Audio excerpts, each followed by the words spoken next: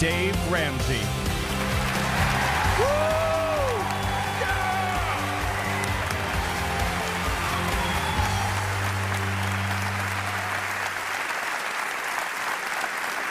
Thank you.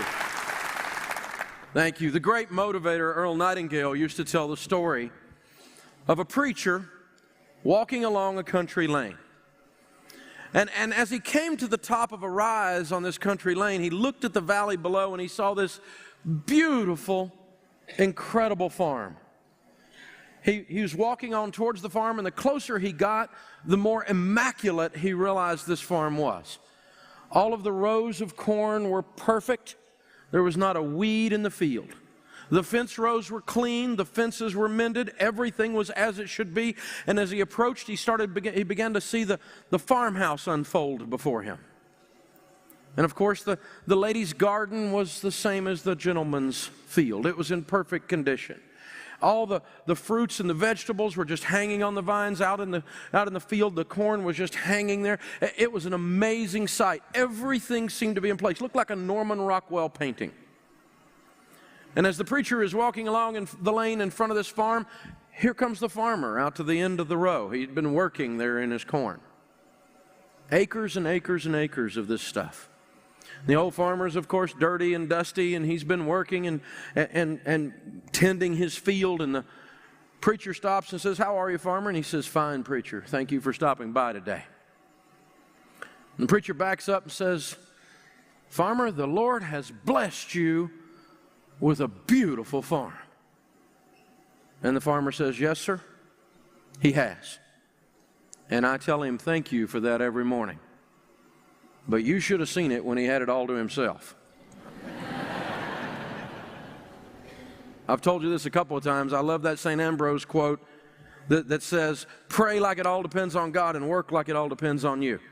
We live in a cause and effect world. We live in a sowing and reaping world. We play our part in this process. The diligent prosper, the Bible says. There is a process we engage in. And so when we get to things like investing, it's not as simple as saying, "Hey, I need to know the mathematics of investing. I need to understand the laws of IRAs and 401ks. You do need to do those things. If you're going to be a farmer, you need to know what seed to plant. You need to know what fertilizer to use. You need to be an expert at your craft in order to get the yield, in order to get the crop to come in. And you and I are the same. We've got to learn enough about these things in order to prosper. We've got to play our part. And yet we know the blessings come from the Lord.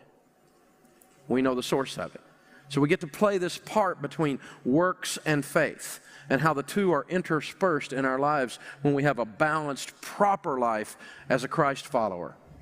We're in there playing our part and doing our thing. This is the lesson where we discuss retirement and college planning. This is the lesson where we dream. To start with, we just kind of got our little bases built. We just got back away from the edge of the cliff, and then we cleaned up the mess that we had made. And then we started laying a solid foundation to build a house on. And now I'm going to show you where this is going to take us. We've been talking about living like no one else, so that later we can live like no one else. This is the lesson where we show you how to get to live like no one else in a biblical manner. So this is the part where we dream, and you've got to see that light at the end of the tunnel. But if you don't do this work back here, that light at the end of the tunnel is just an oncoming train.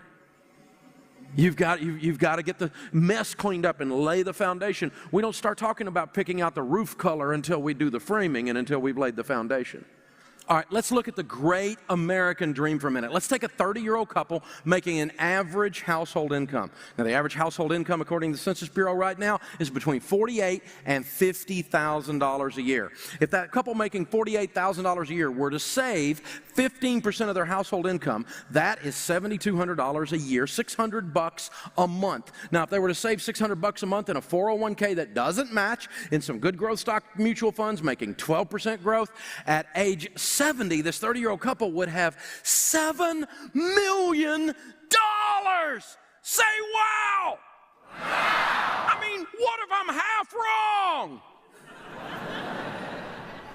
So the big deal here is do something. Plug in. And you got to understand that this example is of a loser. This is a loser. What? Well, they started out at age 30 at an average household income, and for 40 years never got a raise. We saved 15% of $48,000 for 40 years. We never got a raise, because if you got a raise, you'd be saving more, right? Because we're saving 15% of our income at this stage. So this is a loser. You start at average and you never get a raise. It's okay to start at average, but never getting a raise is not okay. Somewhere in there, you ought to show up often enough and breathe near the boss to get a raise. Charlie's been here 15 years. Maybe we ought to give him a little bump. He's not leaving, so I guess we're going to have to give him a bump. You know, at least a little bit, right?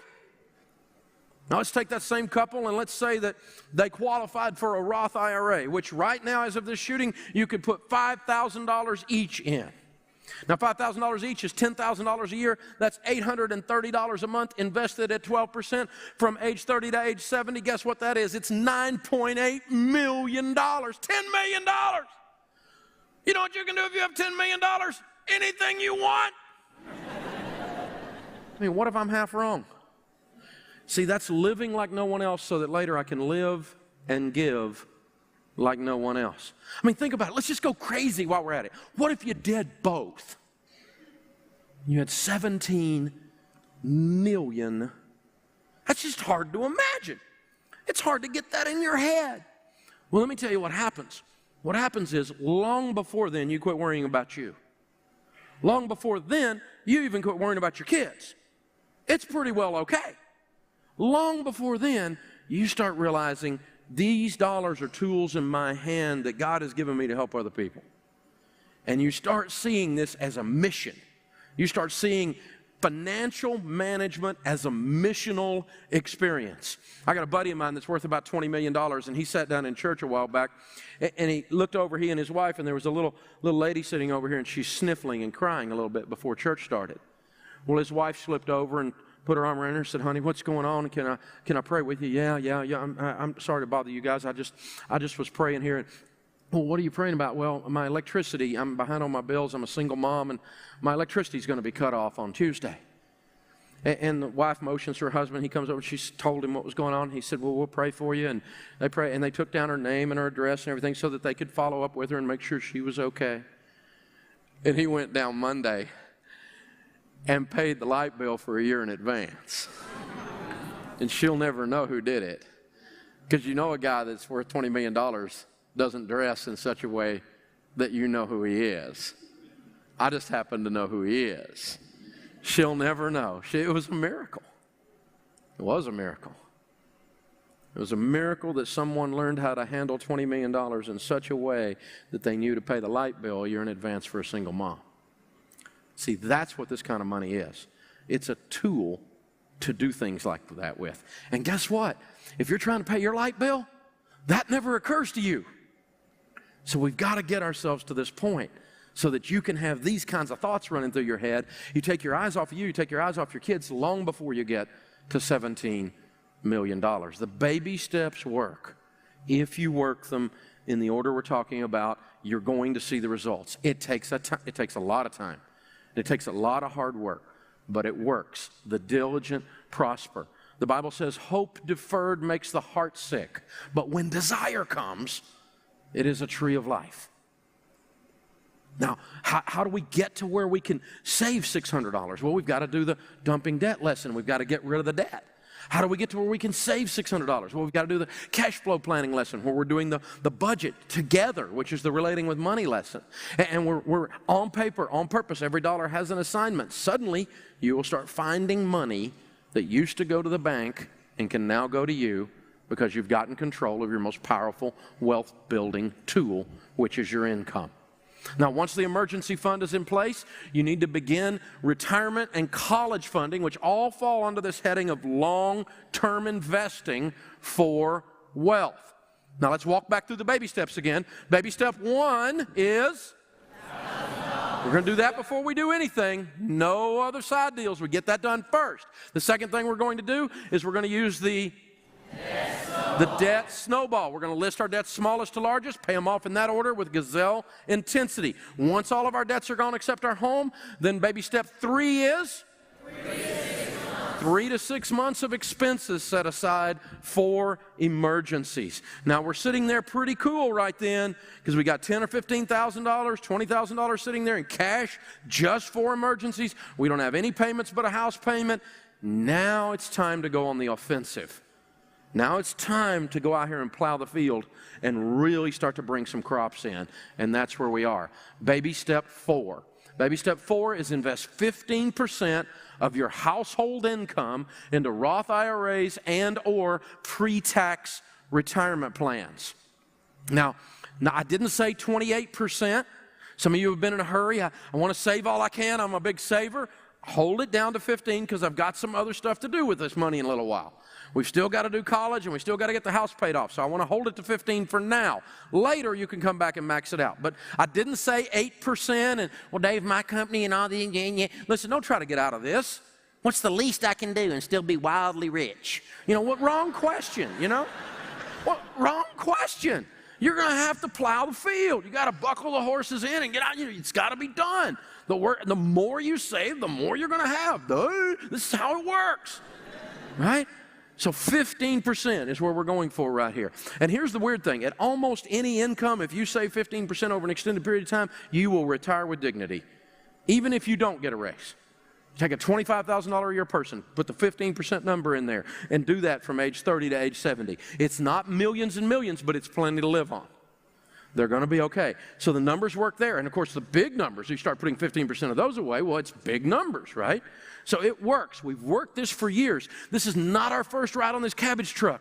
This stuff is proven out in actual mechanical practice. We know what we're doing. Now, the thing is this. We're going to go through all the technical stuff about 401ks and Roth IRAs, and I can guarantee you one thing. As soon as I finish shooting this, the government will change the laws. So check our website pretty regularly. We keep all the up-to-date stuff on there. So if you hear something in here that doesn't sound quite right or whatever, it's been changed, it might have been changed. Just go to DaveRamsey.com, go to Financial Peace, get on the website, look at the stuff. It's all in there. We keep up to date on everything. So we're going to keep you cutting-edge material there. Everything is available. And I have a network of people that I endorse for investing across the whole nation. We call them endorsed local, because they're local in your area, providers. ELPs for short. And they have to have the heart of a teacher or I won't endorse them, not the heart of a salesman. And they have to agree to do investing the way I teach. So I don't send them over there and then you get different advice than what you've heard here or what you've read in one of my books or something like that. There has to be this integrity, this consistency. So you can get with them, you can get online, get up-to-date information, actually start doing the things that we're talking about in this lesson. What's scary is that 42% of American workers have never tried to calculate their retirement. That last year, the average American spent more time in that year watching reality television than they spent in the previous 10 years working on their retirement plan. Now here's the weird thing. The average millionaire can't tell you who got thrown off the island, who can't dance, who got the rose. We're not sure just who the biggest loser is in this case, are we? Yeah, it could be us, those of us that get glued to our tube. And we could end up being the biggest losers in this case. So, you don't want to spend more time on reality television, which, by the way, hint, is not reality. Shocking. and you don't want to spend more time on that than you spend on your actual life and on your future. You spend your time on stuff that actually matters. 70% of workers say they are not where they need to be with their retirement savings. 29% of Americans have less than $1,000 saved. And their plan, I guess, is, well, when I get old, the government, which is well known for its ability to handle money, will take care of me. Not a good plan. So I use the KISS rule of investing in my life. The keep it simple, stupid rule of investing. Now, it doesn't mean that somebody is simple, and it doesn't mean they're stupid. Some of the most profound things I've ever seen in my life are simple. As a matter of fact, normatively speaking, across the wealthy people that I've worked with over the years, their plans are unbelievably simple. Yeah, I always heard, that the wealthy people had all these special kinds of trusts or partnerships or sophisticated investments and all these different weird things and all these little things they were doing, and that's how they became wealthy. The secrets of the rich. Let me tell you what the secrets of the rich are. They're not a secret. That's the secrets of the rich. It's obvious and it's right in front of us. So keep it simple. It doesn't mean you're stupid. Don't put money in things you don't understand, ever. Well, Dave, it's difficult to understand. My guy says stuff like, have a well-diversified portfolio. Sometimes we use $20 words to describe a $3 concept in the financial world so we can charge you a commission. Diversification, for instance. Diversification simply means to spread around. So when you don't put all of your money in one place, diversification lowers risk. See, if you put all your money in your company stock with your 401k, now you got your income and your job coming from that company, and you've bet your future on that one company. If this one company goes down, you're roadkill. You're gone. So you don't buy company stock with your 401k. You diversify. You put it anywhere but that. Any other company, any other place. For goodness sakes. Now, I'll show you some things to do with it. These people who get out there and they put all their money in one stock, in one company, that company goes bye-bye, they go bye-bye with it. So you have to spread it around. So here's the thing to remember. Money is like manure. Left in one pile, it stinks. Spread around, it will grow things. By the way, diversification is in the Bible. Wow. Ecclesiastes says, give portions to 7, yes to 8, for you do not know what disaster may come upon the land, or what character we elect as the next president. Scary. Scary out there. And so we don't know what's going to happen. Spread your portions to 7, yes to 8, for you do not know what disaster may come upon the land. And when you have your money spread out and you don't have any debt and you've got an emergency fund and wild times come in the economy, you feel like a spectator instead of a participant in the storm. It sets you up in a completely different way. Mutual funds are where investors pool their money to invest. Professional portfolio managers manage the pool or the fund, and your return comes as the value of the fund is increased. What in the world did he just say? Well, let's try this. I'm going to make this a mutual fund. I'm going to be the mutual fund manager because I'm the guy up here with the props. So we're going to open a mutual fund, and I'm going to let some of you on the front row invest in the mutual fund. When I call out to you, you're going to be an investor. I need to hear your first name. Second in. Yes, ma'am. Wanda is going to put some money in our fund. Your name, sir? Tony is going to put some money in our fund. Your name, sir? Dominic is going to put some money in our fund. Your name, sir?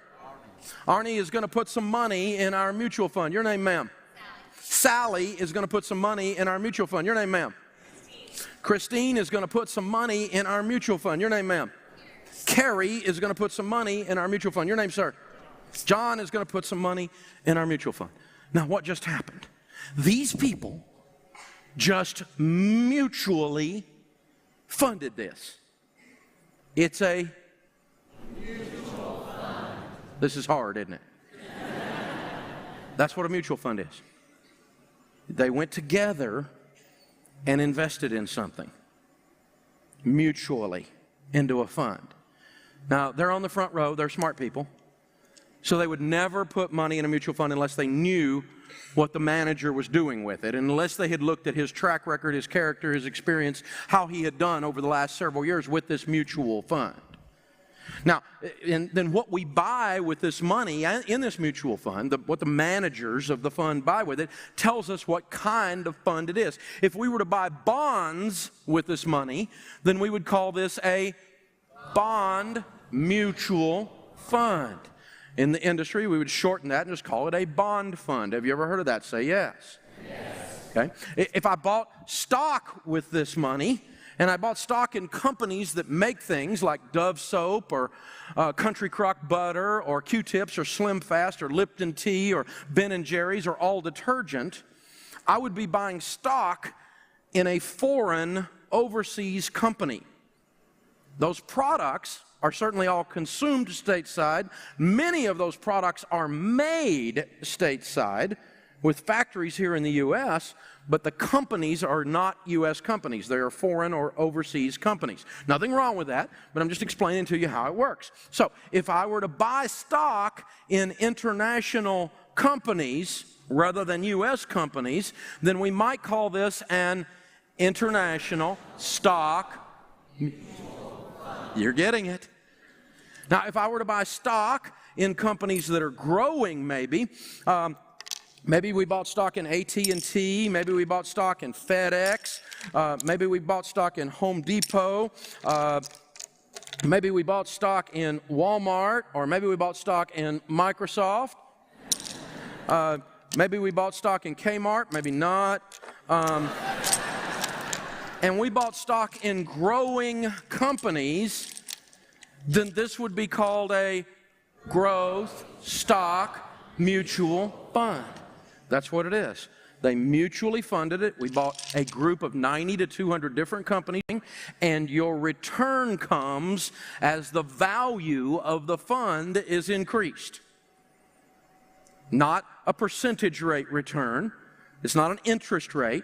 It's the Home Depot stock in here went up, and one of the other stocks went down, and 3 of the others went up, and as a group, the group went up. And so you put $1,000 in here for your kids' college, and now your portion of this pie is now worth $3,000 because the value of the pie went up over time. And that's what mutual funds are, and that's how they work. Now, mutual funds are long-term investments. They're long-term investments. You never put money in a mutual fund for a short term. And let me define long-term, at least 5 years. You're going to leave the money alone at least 5 years. You stand a really good chance of getting less out of there than you put in if you don't leave it alone at least 5 years, because they go up and down, don't they? Sometimes they're going way up and it's on the news, not so much, and they're going way down and it's always on the news. I mean, if it bleeds, it leads, right? We know it's going to be on the front page of the newspaper if it's crashing. You know, back in that 2008 debacle when everything went crazy and it's shooting down, I'm doing all this media and I'm standing on there. I'm the one guy, the crazy preacher on the corner going, don't cash out your stuff. Don't cash out your 401k. I know your 401k looks like a 201k. Remain calm. Because the only people that get hurt on a roller coaster are those that jump off. Ride the roller coaster out because it's over time. They're good long-term investments. Now, I personally invest my 401k and have invested my kids' college funds, and I've recommended for 20 years the same exact mix on how to do that. I've recommended you spread out your investments across 4 types. So inside your 401k, inside your Roth IRA, inside your kids' college, or just investing in general, we're going to diversify by being in 90 to 200 different stocks in the mutual fund, but then we're going to be in different kinds of mutual funds. So we diversified our diversification. We're going to put 25% in growth and income funds. We're going to put 25% in growth funds. We're going to put 25% in international funds. And we're going to put 25% in aggressive growth stock mutual funds, which is the wild child of the bunch. You know, the growth and income is the obedient, predictable child. The aggressive growth is all over the place. It's up. I had one of them that was up 110% one year. Back in the 90s with the tech bubble, anybody remember that? The next year I lost 56% on it. So it's right back where it started, basically. But it's all over the place. But it had averaged over a long period of time about 20%. But it was a wild ride to get there. And it's been crazy through the 2000s as well. So the deal is this, you got to have a little mix here. You got the calm one, you got the wild child, you got the one in the middle, and you've got the exchange student, right? So we've kind of got a mix here in the family, and there's something always to be a little scared about in there, because if things are going up, that growth in income looks boring. If things are going down, you're real glad you got it. And so you want to be just very, very, very spread out, very diversified. Now, when you're doing your investing, we always save long term with tax-favored dollars. Now, we used to say pre-tax dollars, but then the Roth IRA came along, and of course that's tax-free. Say free. Free. That's a good word. I like that word. Free is a good word when associated with the government. It's a good thing. So free. Now we've got tax-free and we've got pre-tax, so we just call it tax-favored. Tax-favored means that the investment is in a qualified plan. And one of those plans will sound something like an individual retirement arrangement, an IRA. Now, marketing with banks has been done so much that you thought that was an individual retirement account. The law calls it an individual retirement arrangement, an IRA. Now, everybody knows what an IRA is. There's a 401k, a 403b, a 457, there are SEPs, there's a little bit of everything. And what's interesting about this is people just say, I've got a 401k. Here's what this is. What does 401k stand for? It is the regulation in the IRS code that allows us to have this account. It's section 401, subsection K. With a 403b, it's section 403, subsection B. You go into the code and actually read it. That's how you'll find it in there. And the 401k is a typical corporate savings plan. A 403b is for nonprofits and hospitals and teachers and that kind of stuff. And that's where you'll see that. 457 is deferred comp. You're just putting off your compensation until later. And so that's how these things work out. The bottom line is this. We get confused and we say, well, I invested in an IRA. I invested in a 401k. Not really. A 401k is how your investment was treated. Basically, the investment is the cookie jar. This is the money. It could be a mutual fund. It could be an account at the bank. It could be all kinds of different things. This is money. And if you just set money out there in the cold, the government wants a piece of it. If instead you want to keep it warm, you put a little coat over it called an IRA. Or you put a little coat over it called a 401k to keep it warm. But the coat is the 401k. That just means it's got covering so that the taxes don't get to it. But under here is the meat. This is the money.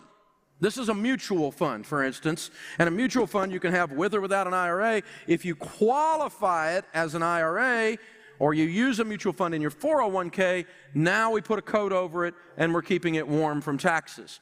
We're keeping the taxes off of it. So that's how we've got to remember to look at this. Now let's look at IRAs for a second. Remember, the IRA is not a type of an investment at a bank. As a matter of fact, I don't recommend you buy your IRA at a bank. I don't want a bank IRA because I don't want bank interest rates. Awful, right? Instead, it's the tax treatment on virtually any type of investment that you do as an individual retirement arrangement. It's the coat over the cookie jar. Everyone with an earned income is eligible for an IRA. Now, everyone doesn't have an earned income. If you're on disability, you're not eligible. If you get only Social Security or pension, you're not eligible. If you're living off of investments, you're not eligible. You have to have wages or own a business and have an earned income in order to have an IRA. You can't do an IRA that way. And so you can't start an IRA on your children unless they have an earned income. However, I did have a buddy in the investment business one time that had a client came in. The baby was in a diaper commercial. The baby got paid big bucks for the diaper commercial. So they filed a tax return on the baby and did an IRA on the baby that year. But unless you're sending your kids to the salt mines, you're really not going to be able to do IRAs on them. They have to have an earned income, and you have to file a tax return for them to qualify on that. The one exception for this is non-income producing spouses. If, for instance, my wife is a stay-at-home mom, if we qualified for it income-wise, we don't, but if we qualified for an IRA, I can do $5,000 on me and $5,000 on a non-income producing spouse. That's the one exception. That's the one person that doesn't have an earned income that can have an IRA. Now, the Roth IRA came along a few years ago because Senator William Roth, God rest his soul, I love the man. Oh, thank you. The Taxpayer Relief Act of 1997 put the Roth IRA in place. Now, the Roth IRA is an after-tax IRA that grows tax-free. Say free. Free. And if you save like we teach, you're going to have enough money that the Roth IRA is your best route to go. If you get out of debt and you start saving 15% of your income, almost every one of you will have enough money that the Roth IRA is mathematically going to be the way to go. It's definitely the way to go. And Roth, that little four-letter word, is a multi-million-dollar word. Let's say you did your savings and you built it up in a 401k. Well, you know as you pull the money out of the 401k that everything that's in there is taxable. Let's say you had $4 million in there. By the time you get that $4 million out, you're going to give at least $1 million of it to the government in taxes, aren't you? Say yes? Yes. But if it's $4 million in a Roth IRA, it's tax-free. So that word made you $1 million. It's worth $250,000 a letter. Wow. Now the 401ks, the 403bs, the 457 plans, most companies have completely done away with the traditional pension plans. They rely almost exclusively now on a 401k type of a plan or a 403b or something like that. They're not providing company-provided pensions hardly anywhere anymore. That's a dinosaur. It's almost gone. Now, the 401k is great, though. I love it because the upside of a 401k is you own it. See, if a company provides you a pension and the company goes broke, they lost your pension, too. It's an asset of the company. The money's gone. But with the 401k, it's yours. It's in your name. It's your money you put in. Even if they match, it's yours. You're vested, it's yours. And if they go broke, you're fine. You're fine. I talked to a lady this week on my radio show that the company she was working for had gone broke and she wanted to know what to do with her 401k. That's a good question to ask. That's a good thing to know, that you got to keep your retirement even though you lost your job. Because that's awesome. That's the good side of the 401k. The bad side of the 401k is if you put in nothing, how much is going to be in there? Nothing. Yow. So you got to use this tool or it's not going to be of any value to you at all. Now, some companies are now offering the Roth 401k, which your portion that you put in is after tax and grows tax-free. I'm loving this word. Now, the match, if your company matches, cannot be in Roth form. It'll be traditional, and it'll be pre-tax and taxable on the match portion. So you'll kind of have two things running in your 401k at the same time. But I offer a Roth at my company. I personally do a Roth 401k at my company. We have both traditional and Roth. All of our people do the Roth, just about. I mean, it's very simple because it's going to grow tax-free. You just can't beat this. Now, you should be funding your plan whether your company matches or not. But the plans that have that company match provide great returns. Because here's what we're talking about. If you have $1,000 of income and you bring it home, by the time it gets home, it looks suspiciously like $700. Take home pay. But if you put the $1,000 in income pre-tax into your 401k, that $300 that would have gone to Congress is being used to grow you money. So in a sense, you're using the government's money to grow you some money by doing it pre-tax. So it's kind of a secret government formula to wealth, ha, ha, ha, right? But now this is really important. Think about this. Let's go back to our Great American Dream example. You remember that 30-year-old couple had a non-matching 401k, put in $600 a month, $7,200 a year. They did that from age 30 to age 70, had $7.4 million. Y'all remember that a while ago? Say yes? Yes. Here's what's interesting. 30 to 70 is 40 years. They put in $7,800 for 40 years. That's $288,000. They have $7.4 million in the account. $288,000 of it they put in. The rest of that is growth. That's amazing. What that tells me is every one of those little $288,000 is a rabbit. It's making other dollars. So every one of these I don't send to Washington and I can put up here in that 288 makes me a bunch of others. So it's very, very important to do tax-favored stuff, whether it's tax-free or pre-tax. Now, if you get ready to do a rollover because you leave your job, you always roll over all retirement plans from your old job when you leave to a new IRA. Move it to some good mutual funds and a good IRA, spread it across those 4 types we talk about. Always take it with you. And the reason is very simple. Back at the old company, you got problems interacting with them now because you don't work there. Hard to deal with HR, hard to get your options, hard to get your statements, and you only got 10 or 12 options to pick from anyway back there, right? Over here with my IRA, I got 8,000 mutual funds I can choose from. I got total control. I know what's going on. So increased options, increased flexibility, increased control. So always take it with you. And if you do a direct transfer, which is the only way to go, do not bring the money home, make it a direct transfer. If you do the direct transfer, what you're doing is you sit down with your mutual fund broker, your endorsed local provider or whoever, you fill out the forms to buy the mutual funds for your new IRA, and you fill out one more form called the direct transfer form. They send that form back to your old company. Your old company sends the money straight to the mutual fund, not to you. If they send it to you, they have to withhold 20% on it, and you're going to get taxed and hammered and all this other stuff. You want the direct transfer. So in a sense, what we're doing is we're going over here with the coat, and we're getting us another mutual fund, and we're going, come here, right? And then we get it back warm again. So that direct transfer costs you no taxes, there's no withholding, no problems, no issues. You just moved it to something that's within your control and giving you many, many more options, which is definitely the way to go. When it comes to retirement plans, never borrow on your retirement plan. How many of you know that you're allowed to borrow on a 401k at most places? Raise your hand. Never, ever, under any circumstances, ever borrow on your 401k. Was he unclear? I hope not. Never borrow on your 401k. Major problems are created. One little problem is that people say, well, you know, I borrowed on my 401k because I got credit card interest over here of 18%, and I can borrow there at 5%, and I'm paying myself back the interest. Well, that's really cool, except for the fact that you unplugged a mutual fund that might have been paying you 12 or 15% that year in order to pay yourself 5. Something wrong there. And you paid yourself 5. I'm confused as to how that worked out for you.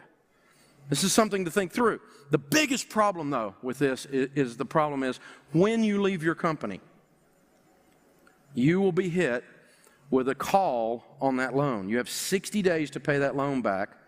And if you don't pay it back within 60 days, they're going to hit you with a 10% penalty, the IRS is, plus your tax rate. So you're going to be hit with about a 40% hit. So if you got a $10,000 loan over there, they're going to hit you with about $4,000 when you leave your company. And you will leave your company. You will.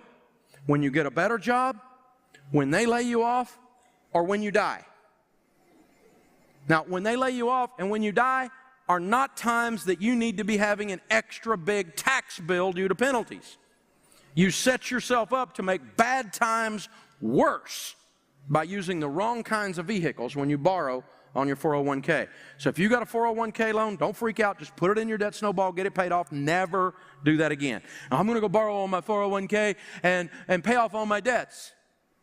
Wait a minute. You can't borrow your way out of debt. You got to pay that back. You can't get out of a hole by digging out the bottom. That doesn't work. And isn't it funny how we use words like that? Out of the abundance of the heart, the mouth speaks, the Bible says. We say, I borrowed to pay off my debts. You didn't pay off your debts. You just moved them. And you moved them, in this case, to a worse vehicle than you had before, even though it might be a better interest rate. But you set yourself up for serious problems. Our suggestion for investing is this. We're going to do 15% in baby step 4 of our income into retirement. 15%. Say it one more time. 15%. 15%.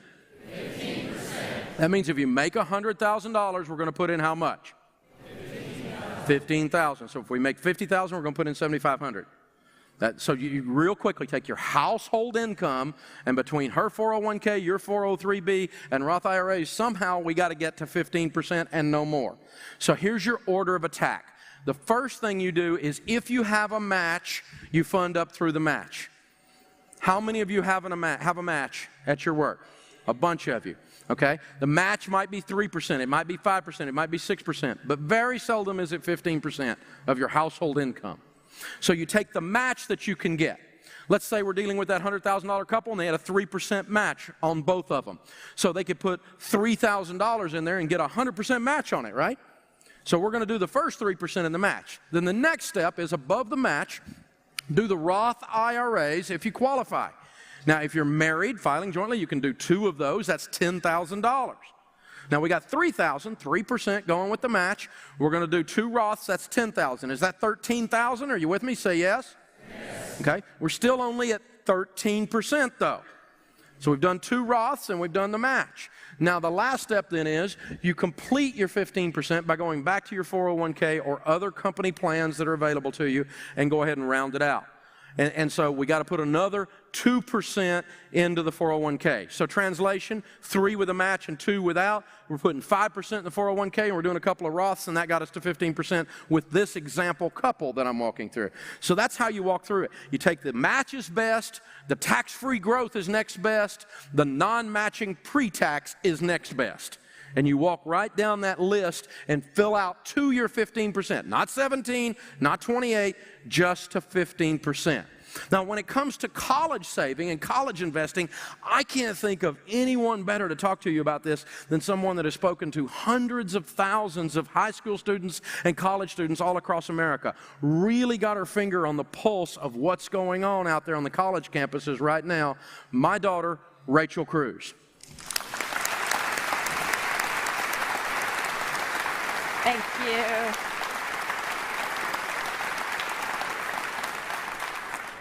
Well, over the past couple of years, I've traveled around talking to college students, and I've been finding this common theme, and that is one of student loans. And I've personally come to believe that student loans are the roadblock for this generation. Just last month, I was up north talking to a private school with a couple of thousand college students, and at the end, this guy came up to me, and he was telling me that he was graduating in May, and he had taken out loans for the entire 4 years. So he was going to graduate college with $90,000 in student loan debt. And then he tells me that he's engaged, and they're getting married in June, and his fiancée took out all loans to go to college. So she has $90,000 in student loan debt. And my heart just sank because I thought, you are 21 years old. You're going to be newly married, and you guys are going to be $180,000 in debt. Then he proceeds to tell me that he found this mission organization down in South America, and they had this dream of going down there. But after running the numbers, as you probably all know, they're not able to go. They're not able to do that because of their student loan payments. And I just thought, that's so heartbreaking that, again, you are 21 years old. You have your entire life ahead of you. But yet you can't do what you want to do, your dream job, what God is calling you to do because of your student loan payments. And so this idea of student loans, again, it has become the roadblock of this generation. So parents, I encourage you, yet I am pleading with you to be all up in your kids' business when it comes to this subject in life. You have to be. And that means if they're 2 and you're just now starting to save for it, or they're 17 and they're applying for colleges in the fall. No matter where they are on that spectrum, you have got to hold their hand and walk them through this process. So this brings us to baby step 5, which is to save for your children's college using tax-favored plans. And yes, this is baby step 5, not baby step 4. Baby step 4 is 15% of your income into retirement. So you do that first, because retirement is going to happen whether you like it or not. College may or may not happen. And so you're not a bad parent for doing that first. Do that. That's okay. That's what we recommend. And then after 15%, then save for your kids' college. I watched my parents really get their act together financially. And so we were able to go to college, to a state school, in 4 years with a plan to graduate debt-free. And Dad, in fact, told us that if we didn't graduate in 4 years, anything beyond that, we had to pay for. And I can remember sitting at freshman orientation and the little orientation leaders on stage, talking about all the opportunities the school has for you. And Dad's sitting here, Mom's sitting here. And he said, 53% of students who start at this school will graduate, but only 20% do it in 4 years. And so Dad reached over and wrote on my orientation packet, "So have a plan," and underlined it like 6 times. So I was very aware of that. So I did graduate in 4 years, debt-free. And that was such a blessing, but sadly that is not the reality today, because the reality today is that 2 out of 3 college students are taking out loans to go to school. And the average college student is graduating with $27,000 in debt. So here are some ways that you as parents can help avoid that for your children. The first is to save in an educational savings account, an ESA, or an education IRA. And this is great because you can contribute $2,000 per year per child, and this grows tax-free. So do the math with me. That means if you start when your child is born to when they're 18, you have put a total of $36,000 in. And at 12% growth, that ESA will be worth $126,000 tax-free. Now, above that, if you want to save more or you don't meet the income limits for the ESA, you can use a certain type of 529 plan. Now, the only type of 529 plan that we recommend is one that leaves you in control of the plan at all times. Never buy a 529 plan that freezes your options, or one that automatically changes your investments based on the age of the child. Because sometimes, a computer will do this and they will see your child is 6, so they'll put your money in more aggressive funds, or your child is 16 and they'll put it in less aggressive funds. But you don't want a computer deciding that, you want to decide that. Now, there are 3 nevers for college saving. First, never save for college using insurance. Okay, always keep your insurance and your investments separate. Second, never save for college using savings bonds. Savings bonds have a rate of return as low as 3%, and tuition inflation rate is around 7%, so it's not even close. We all got that. Okay, lastly, never save for college using prepaid tuition, because with this, your money is in the state's hands. And the states are in not great financial shape right now, so you don't want your money there. And that limits you for only staying in state. So don't use prepaid tuition. So again, never use insurance, savings bonds, or prepaid tuition. Okay, Rachel, this is all great, wonderful, but I have a 17-year-old going to school in the fall. What do I do? Well, here are some great debt-free options to allow your student to go to school and still be debt-free. This first piece of advice is honestly the best, and this is to pick an in-state school or a community college. I want to rip my hair out when I am talking to college students, and literally I have a conversation like this almost on every campus. Well, Rachel, I really wanted to be different than all my friends, so I decided to come to this state school instead of the state school in my state. I'm like, you want to step over a state line, pay 3 times as much to be different. Yeah, that's what I was thinking. Oh, awesome. Okay, well, we have some other issues here. Let's keep working through this.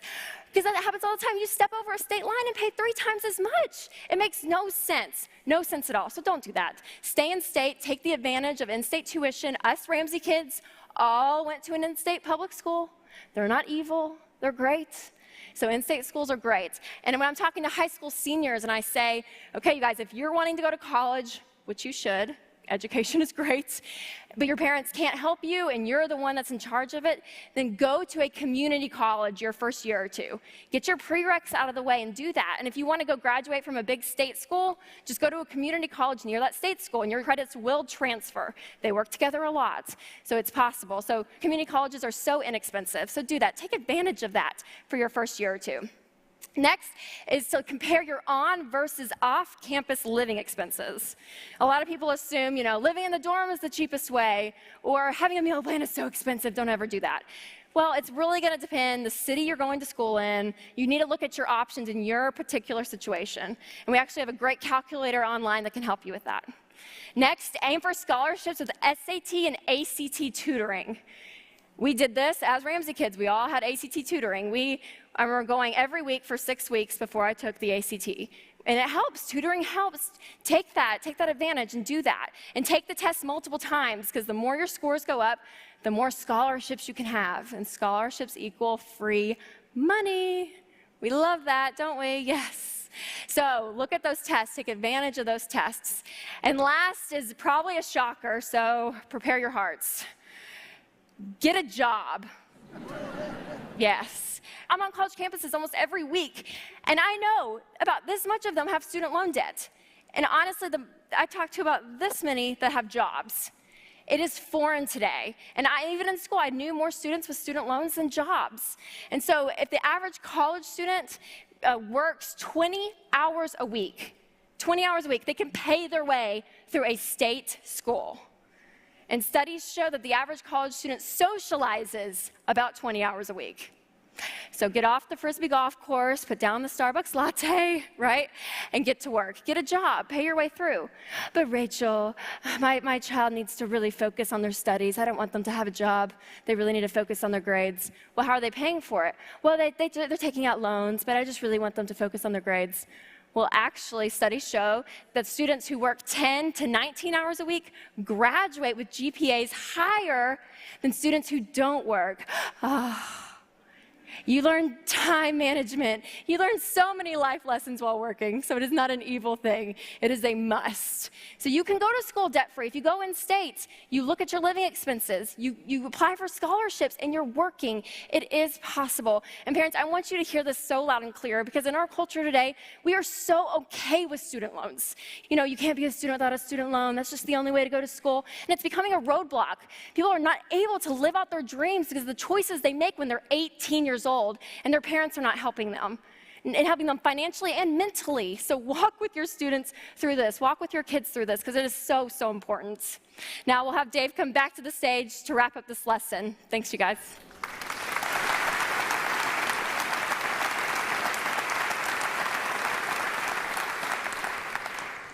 Well, this is an important topic, this whole college thing.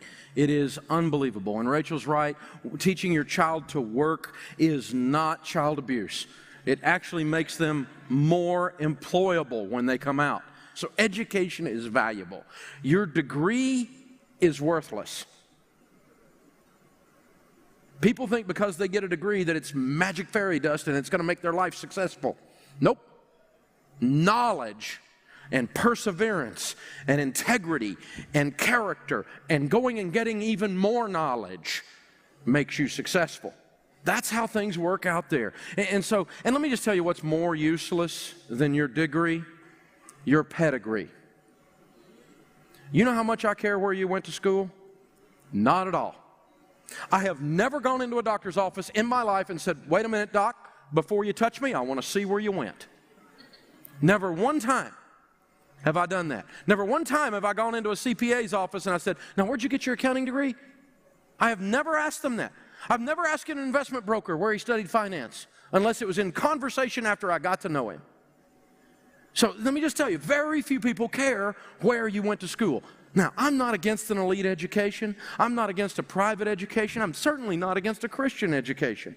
I'm against the debt associated with it and the lack of thought that goes into the planning of your educational process. Now, as we wrap up this whole retirement and college planning thing, I'm always reminded of the time, one of my things is I do best practices, which means I find people who are doing something I'd like to do someday, and I interview them and learn how they're doing it. If they're skinnier than me, I want to know how they did that. You know, if they're better parents than me, I want to know how they did that. If they got a great marriage, I want to know how they did that. If they've become wealthy and they're a strong Christian, a strong Christ follower, I want to know what their life looks like. And I met a man who's become a friend, is 72 years old. He's a billionaire, actually a multi-billionaire. A billion is a lot. That's 1,000 million. This guy's a Christ follower. He's an unbelievable giver, unbelievable family, really a great guy. Not a perfect person, but a great, great guy. And so I'm asking him, I'm sitting down, I said, listen, I want to be you when I grow up. So what do I do? And he said, well, he gave me a couple pointers, always be a giver, gave me some good pointers. And he said, and there's this book I read. You got to read this book, Dave. I love books. I'm a book junkie. So what's the book? Tell me. He said, well, this book is so good. He said, I read it all the way. As soon as I started having kids, I read it to my kids. And he said, Dave, as soon as my kids started having kids, I read it to my grandkids. He said, I got my first great-grandbabies. I'm reading it to my grandbabies. And I'm going, oh, it's the Bible. You know, he's going to give me a Bible speech. I said, the Bible, right? And he goes, no. And I went, oh, what's the book? Because I'll read the Bible, but I mean, what's the book? If this billionaire is telling me this is a book to read on how to be him when I grow up, what's the book?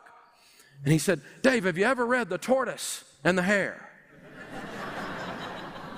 And I'm like, that's what you got for me. All that build up, and you give me the Aesop's Fable, really? He goes, no, Dave. He said, this is an important book because we live in a culture full of hares. They run here and there. They can't keep their eye on anything. They can't focus. They never finish the game. They never finish the job. They can't even watch a TV show all the way through. Guilty. He said, therefore, the tortoise is so unusual that the tortoise will win. And he said, with investing, you just ignore all the ambient noise. You just keep your eye on the ball and you just keep walking.